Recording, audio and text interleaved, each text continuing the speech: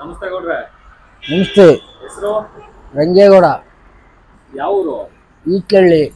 ಎಷ್ಟು ವರ್ಷದಿಂದ ಯೂಸ್ ಮಾಡ್ತಿದ್ದೀರಾ? ಈಗ 2 ವರ್ಷದಿಂದ ಉಪಯೋಗಿಸ್ತಾ ಇದ್ದೀನಿ. ಏನದು?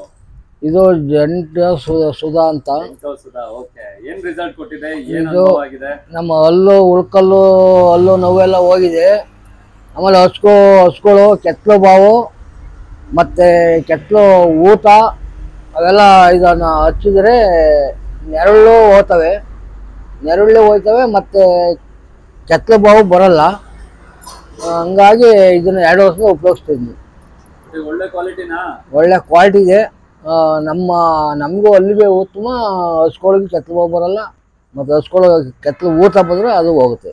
ಅದ್ರ ಜೊತೆಗೆ ಬೇರೆ ಬೇರೆ ಪ್ರಾಡಕ್ಟ್ಗಳೆಲ್ಲ ಇದೆ, ಅದ್ರ ಬಗ್ಗೆ ಎಲ್ಲ ತಿಳ್ಕೊಂಡು ಯೂಸ್ ಮಾಡಬೇಕು. ಕೆಮಿಕಲ್ನ ನೀವು ಆದಷ್ಟು ಆಮೇಲೆ ಹಸುಗಳಿಗೆ ಹಾಲು ಉತ್ತಮ ಆದ್ರೆ ಕೆಟಲ್ ಸುಧಾ ಅದು ಇದನ್ನ ಉಪಯೋಗಿಸ್ತಾ ಇದ್ದೀನಿ ಹಸುಗಳಿಗೆ. ಈಗ ರೀಸೆಂಟ್ ಆಗಿ ಯೂಸ್ ಮಾಡ್ತಾ ಇರೋದಲ್ವಾ? ಒಂದು 3 ಪ್ಯಾಕೆಟ್ ಯೂಸ್ ಮಾಡೋ ಅಷ್ಟೊತ್ತಿಗೆ ನಿಮಗೆ ರಿಸಲ್ಟ್ ಗೊತ್ತಾಗುತ್ತೆ. ಆಗುತ್ತೆ ಉತ್ತಮ.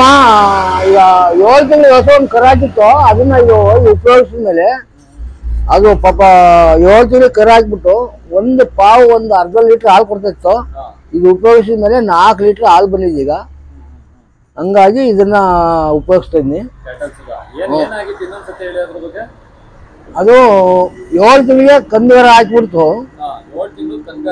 ಹಾಕ್ತು ಒಂದು ಹಾಕಿದ ದಿವಸ ಒಂದು ಪಾವು ಇದು ಕೊಡ್ತು, ನೀರಂಗೆ ಬರ್ತಿತ್ತು.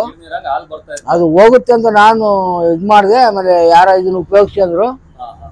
ಇದನ್ನ ತಂದು ಉಪಯೋಗಿಸಿದ ಮೇಲೆ ಈಗ 4 ಲೀಟ್ರ್ ಹಾಲಿಗೆ ಬಂದಿದೆ. ಈಗ ಕರಾಕಿ 15 ದಿವಸ ಆಗಿದೆ.